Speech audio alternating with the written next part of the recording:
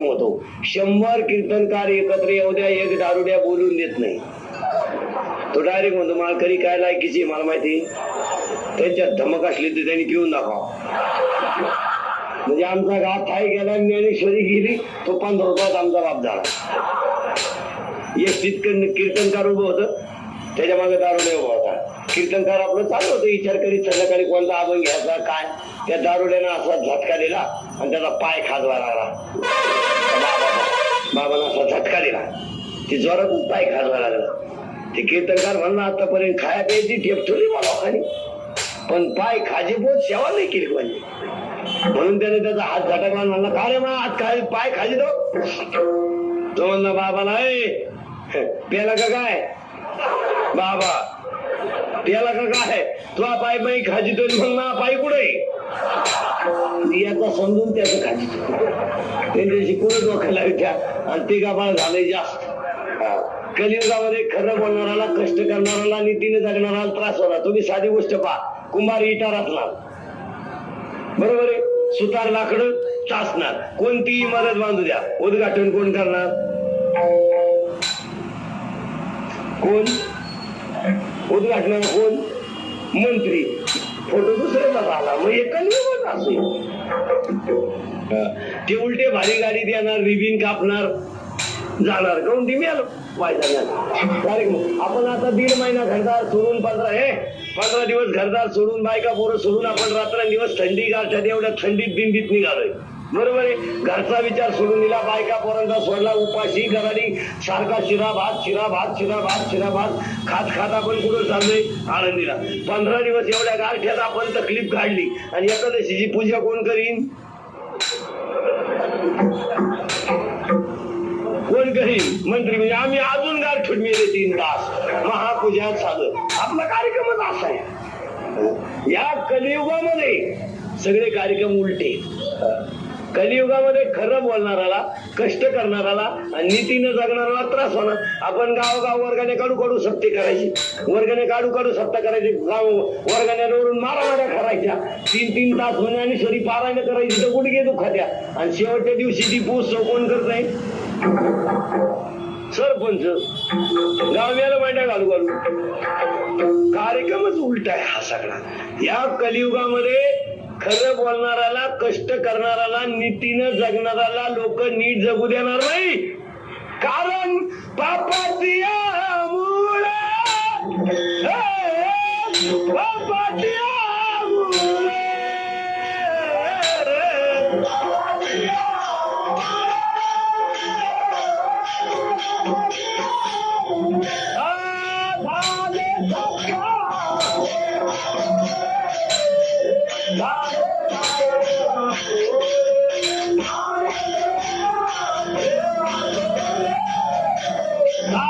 सत्याचे वाटोरे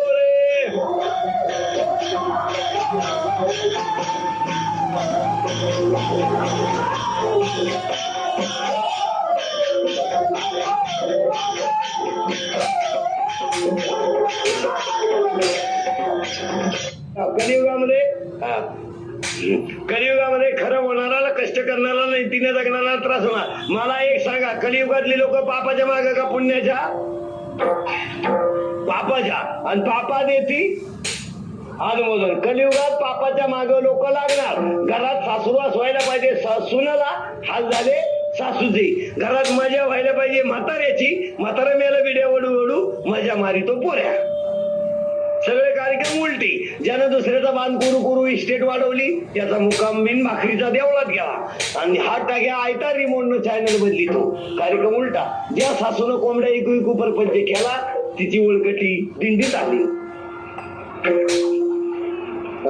आणि सासू फुलाच्या गाडीत बसून आली, रिमोटनं चॅनल बदली. ती कुमारी गंगूबाई नॉन मॅट्रिक. कार्यक्रम उलटा झाला. कलियुगामध्ये एक वाक्य ध्यानात ठेवा, कलियुगामध्ये खऱ्या संताची किंवा खऱ्या लोकांची किंमत आताच्या माणसाला कळत नाही. आता जर तुम्हाला कोणी सांगितलं बा इंदुरीकरच्या पायाला हात लावल्यावर पोरगं होतंय, बिलागली लोक पाय कापून न्यायला बसले असे चित्र लोक आहे. लोकांना खरी गोष्ट कळत नाही. तुम्ही साधी गोष्ट ध्यानात ठेवा, सध्याचा जमाना हा पॅकिंग जमाना आहे. खास पाहिजे. आत घाण असली तरी चालेल, फक्त वरून खास. मिशा काढील, बॅगी बिगी घालील, थोबाडात मावा बिवा असला, मग तो 12वी नापास असला तरी चालेल. पॅकिंग खास पाहिजे. हो, दिंडीत माणूस या वर्षी येतो, माळ घालितो, दुसऱ्या वर्षी तर दिंडीत कीर्तन करीतो. त्या बापाची पेंड आहे का? इथं लई मेले नमुन्या. कसं शक्य? आज माळ घातलेला माणूस उद्या अभ्यास करायला लागतो. असं शक्य का? 12 वर्षात खरा संत कळला नाही. आणि आजचा जमाना खऱ्याचा नाही, लबाड्या पाहिजे. लबाड्या फक्त रावसाहेब या आणि आमच्या भोकांडी बसा. आणि खऱ्या माणसाचा लोकांना राग येतो. आणि लबाडाचा माल खापल्याशिवाय राहत नाही. तुम्ही पहा, जो दुकानदार जास्त बोलतो ना त्याच्या दुकानात गिऱ्हाईक लई. शेंगदाण्यात वाळू का कालवेल असाल. जे खरं बोलत ते चांगले शेंगदाणे घेऊन बसत. उद्दिष्ट पहा. उदाहरण सांगत असतो मी. काही आईन्स्टाईन विद्वान, याच्यात काही शंका नाही. आणि विद्वान तो शेतकरी ध्यानात ठेवा. जातवान तो जातवान, खानदान तो खानदान. तुम्ही शेतकऱ्यांना एक चॅलेंज करतो मी.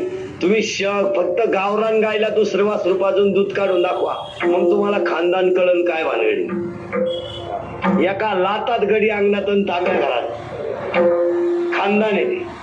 जर्शी तर जाऊ द्या, त्याला तुम्ही पेले तर काय घेणार. जर्शीच काय घेणार. जर्शी तुम्ही पेले तरी पाना सोडणार. ते काय खानदान नाही. त्याला काय खानदान ते खानदान. 100 गावरान गाय एका रांगेत बांधा आणि गावरान गायचं वासरू प्यायला सोडा. आईच्याच कसं तोंड घालणार. जर्शी तर तसं नाही, सोडाय जाईन त्याला प्याणार. पहिली ढुसली तर मालकाला हाणणार. मग मालकाने त्याच्या तोंडावर फटका मारला की रॉंग नंबर लागला. गावरान ते गावरान, जातवान ते जातवान. आपलं गाव ठिकुत्र पहा तुम्ही. दिवसभर लोकांच्या भाकरी खाताना झोपायला अंगणात येतं. त्याला कधी कोणी पोत टाकलंय, कोणी निवारा टाकलाय नाही. उठवलं तर जाग्यावर का नसे, पण माणसाला वाटा चढू देत नाही.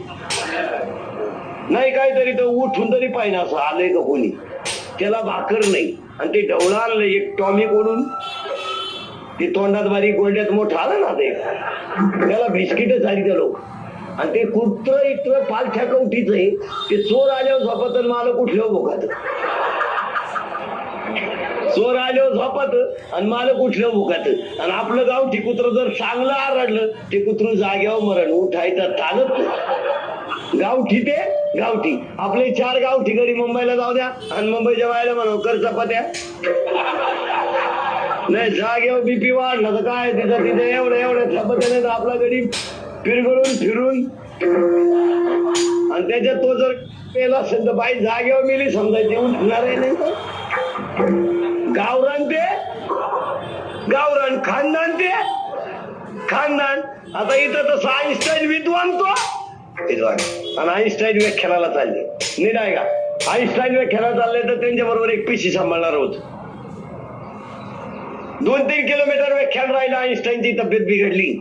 आईन्स्टाईनने सांगितलं बा लोकांना चुकीचं सांगण्यापेक्षा मी काय व्याख्यानाला जात नाही. ही भाषा शहाण्याची.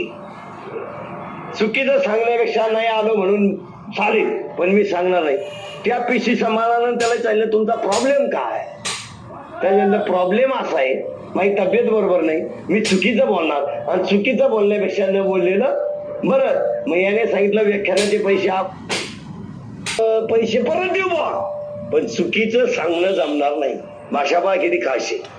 मी त्यांचे पैसे परत देईल, पण चुकीचं सामनं जमणार नाही. यानं सांगितलं तुमची अडचण काय, फक्त 1.5 तास लोक खेळवायचे एवढंच ना, ती जबाबदारी माझी. पहा नमुना. आता आईन्स्टाईन खरा अभ्यास करेल. याने सांगितलं मग काय करायचं, फक्त तुमचे कपडे मला द्या. विठाल विठाल विठाल विठाल. आता याने सांगितलं लोकांना चुकीचं सांगण्यापेक्षा नाही आलं म्हणून बदनाम झालेलं बरं. मग यांनी एकमेकाचे कपडे बदलवले आणि गाडीतून खाली उतरले. आता लोकांनी कोणच्या पाया पडावं. वाकिली नाही का लोकांची अक्कल घेऊन. काय अक्कल. ज्याचे कपडे भारी तो संत, ज्याचे कपडे भारी तो विद्वान. लोक कोणच्या पाया पडतील. या बंडल बाजाच्या. खरा विद्वान बिचारा गप्प असला. हे काय चाललंय मग तो गेले. खरा विद्वान गप्प बसला. मग हे गेल्यानंतर व्याख्यान सुरू झालं. दणादण हा तास दीड तास बोलला. आईन्स्टाईनने सांगितलं, अरे माझी तब्येत बरोबर नसती असती तरी मी एवढा भारी बोललो नसतो. लोकांनी टाळ्या वाजवल्या. आणि बोलायचं झाल्यानंतर बोलणाऱ्यांना असं समजू नये का ऐकणारे सगळेच येडपाटीत. त्याच्यामध्ये 2 चांगले ऐकणारे होते. ते ऐकणारे गेले आणि त्यांनी सांगितलं, भाऊ आमच्या 2 शंका आहे. याची तर अक्कलच बंद झाली. हा अर्धवट होता ना. याने सांगितलं, काय शंका आहे? एवढं जोरात विचारलं का त्याला वाटलं आपलं खरं असून चुकीचं आहे का काय. तिथे गप्पच बसले. आणि चुकीच्या माणसाची गाठ पडल्यावर आपल्यासारख्याचा माल खपत नाही. काय शंका आहे? एवढा किरकोळ शंका आणि मला विचारता? या शंकेचं उत्तर माझा गडी देईन. आणि तो खानदान होता. त्यावेळी टपक्यात उत्तर दिली. मग लोकांनी काय अभ्यास करावा? याचा गडी जरी एवढा हुशार आहे, हा किती हुशार असेल डबल हा. बिचाऱ्या खऱ्या आईन्स्टाईनवर शालीचं गठोडं सांभाळायची पाळी आली आणि याच्या गळ्यात हार मावानं. असा हा जमाना आहे. महाराज म्हणले, तुम्ही महत्वाची गोष्ट करा, म्हणावा गोविंद वेळोवेळा, तुम्ही अजिबात देवावर रुसू नका. काय करा?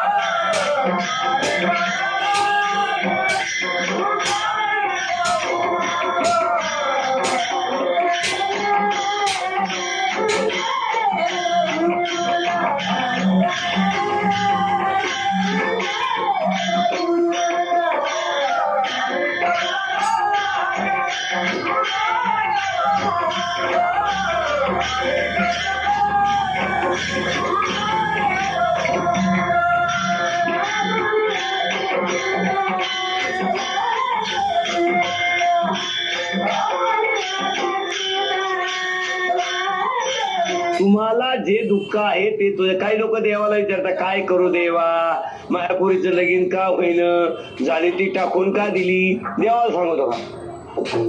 देवावर उसायचं नाही. काही लोक काही लोक देवालाच नाव ठेवतात. काय देवा? आता काही लोकांना आपण जर म्हणलं ना दिंडी देतो का, देवाच्या मनात नाही.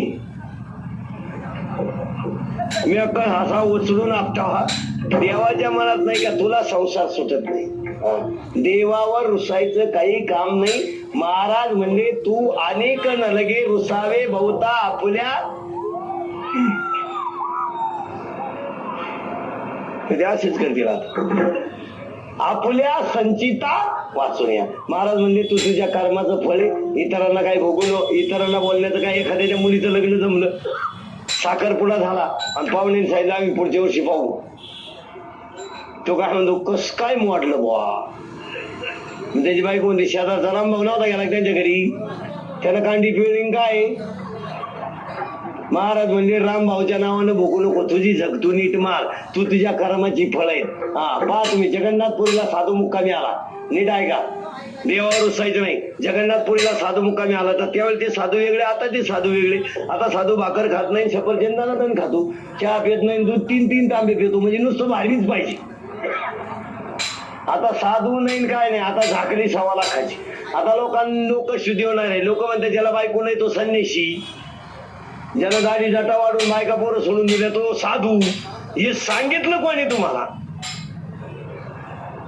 कोण म्हणलं बा तुम्हाला ज्याला बायको नाही तो संन्याशी? तुम्ही शुद्धी होय का? संन्यासाची व्याख्या माऊलीला विचारा. मी आणि माझे विसरले दयाचे अंतकरण. मी आणि माझं ज्याचं गेलं तो खरा. यांना म्हणता का? यांचा मी गेलाय का? ज्याचा मी गेला नाही, ज्याचा हम गेला नाही, ज्याला ग गेला नाही, त्याला तुम्ही संन्यासी म्हणताय. काय लोक म्हणते तो साधू आहे. काय होणं बायका पोरं सोडून दिले तो साधू का? ज्याची पोसायची लायकी नाही तो सोडणारच. वाकीले मला तळतळायला नका, मला दम निघत नाही. साधू शब्दाचा अर्थ सांगा तुम्हाला. त्यानं साध होऊन टाकले तो साधू. ज्यानं 7 होऊन टाकले